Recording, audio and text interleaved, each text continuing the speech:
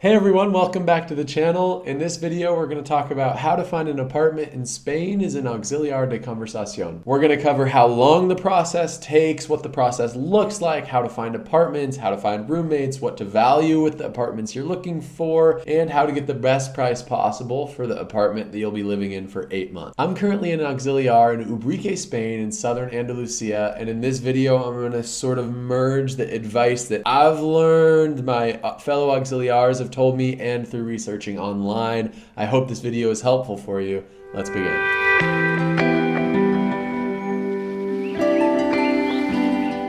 So let's begin. The first thing we're going to cover today is how long should the process take and what does the process look like. I think you should give about a week and a half to 2 weeks to finding this apartment, getting it settled, negotiating, and moving in. And because of that, I think it's a good idea to arrive to Spain early. So to be an Auxiliar, the program usually starts on October 1st, but I think it's a good idea to get here a week and a half early to really be able to spend your time on this time-consuming and energy-consuming process without having to work. You can do this while working. It's just kind of a headache when you're also adjusting to have to deal with so much. So I definitely recommend getting here early. Also, with all this, I want to stress that this is an annoying process, but the more time and effort you spend actually looking for a cheaper and better apartment, the better and cheaper your apartment will likely be. So just really doubling down and putting that effort in will definitely pay itself off in the long run. Next, I want to talk about how to find an apartment. There are 3 big ways that you can successfully find an apartment to rent. The first one is word of mouth. As an Auxiliar, you can talk to your program coordinator, you can talk to fellow teachers. A lot of the people that you're going to be interacting with have grown up where you're moving to, so they all have friends and family, and chances are they might know someone who has an apartment that's open to be rented. Also, when you're looking at an apartment that is owned by a friend of a friend, usually the owner is more likely to trust you, because when you go through a website, it might be less, it's just kind of more random. You don't really know who the person is, but when you have someone to put in a good word for you, the whole process is likely to go smoother. I actually almost lived in an apartment that my program coordinator recommended it to me right when I got here. I ended up finding that it was too expensive for other stuff that I could find, but it can't hurt to ask. The second way you can find an apartment is through websites. There are a couple popular ones, the biggest being Idealista. Idealista, people just post pictures of apartments for rent. I actually lived in an apartment for about a month with Idealista, but eventually the landlady tried to increase the rent when I brought a roommate in. Another tip is to really be sure on the price of rent when you move in so that it's not like changing based on how many people live there. That was just a really tricky problem that arose, and it was just kind of a bad experience. So really being clear can never hurt you. Another website is Fotocasa.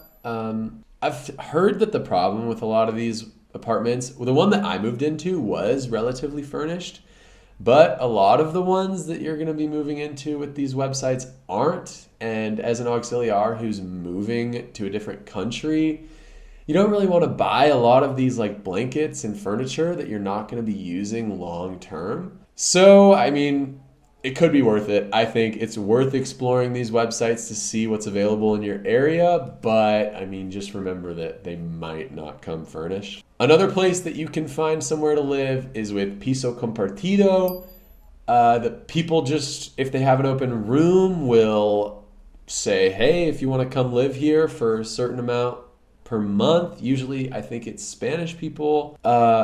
My main problem with this website when I was looking for places to live was that there just wasn't a lot available, and also the places that were available were only open for women. And as someone who doesn't identify as a woman, that did not work for me. But some people have had luck on Piso Compartido, Fotocasa, and Idealista, so definitely check those out. And the third way to find an apartment is to find a physical board in your town or city where people come and advertise open apartments for rent. So basically, this is just a big bulletin board with like paper sheets on it, stapled to it, and they have pictures of the apartment and just says apartment for rent, how many bedrooms, how many bathrooms. So you go and then you just like call a bunch of numbers and eventually you might get some luck. So next we're going to talk about roommates. Should you get one? Do you need one? How do you get one?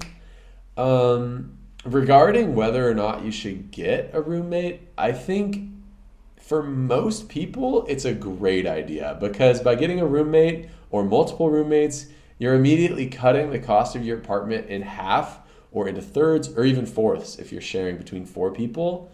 So that can just like really free up a lot of money each month that you can spend traveling or like going out a bunch or whatever else you want to do.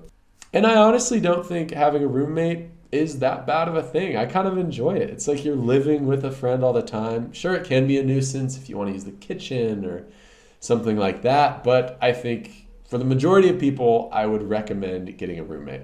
Now, how do you get a roommate as an auxiliar? There are a few ways you can do it. I think the best way is to just link up with the different auxiliars wherever you're going to be living and then just ask them like, hey, are you interested in living with someone? And do you want to see if we could live together? Yeah, it worked out for me. That's what I did. Before coming here, I emailed my coordinator, hey, can you put me in contact with the other auxiliars?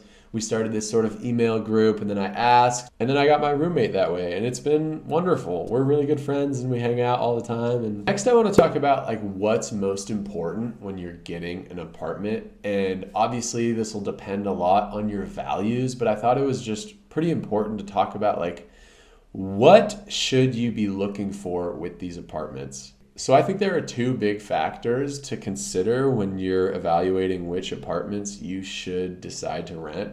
Number 1 is the cost. Obviously, so much of your budget, I can't stress that enough, goes to rent. So by shaving down that cost, it just frees up so much money. And number 2 is the quality of the place, particularly the location. So I know I've said that keep the price as low as possible, but I want to stress that like if you're going to be miserable in a place, don't live there. Like really think about with each apartment, imagine what it would be like to live there on a daily basis, on a weekly basis, going to work, coming back. Is the kitchen big enough to cook in? How's the bathroom? Are the rooms nice? Like, is it old? Will it fall apart? How close is it? All these questions really come into play in the long run. And by really sitting down and considering and imagining what life would be like in an apartment, we're far more likely to choose the one we'd be happiest in. Personally, I think the location of apartment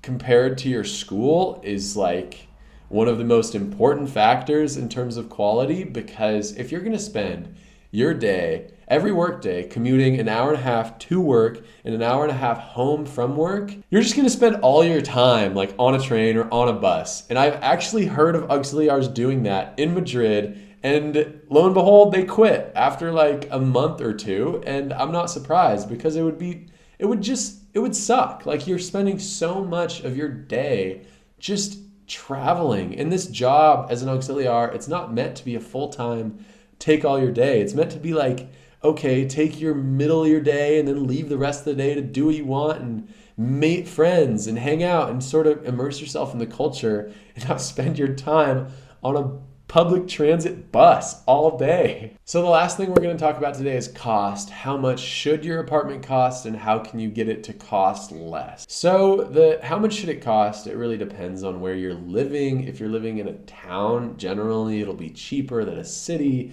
and that's why city auxiliars generally get paid more to really compensate for that gap. The cost will depend a lot on if you're sharing the place, on the quality, did you negotiate the price down? Which brings me to how to get your apartments to cost less. So when you're moving into an apartment, there's usually room for negotiation. Some property owners aren't the most receptive to it, and they'll kind of turn off when you try to haggle and try to compromise at a price that you'll both agree on. But a lot of the times you can. And with all this negotiating, I do recommend looking up videos on like how to negotiate. But specifically for auxiliars in Spain, trying to get the best deals on an apartment, I found that just like, so think if you're really like an apartment but it's too expensive, consider what price would you be okay renting that place at, and then double the margin by which the current asking price is in comparison to what you want. So let me explain like with an example. If someone is asking for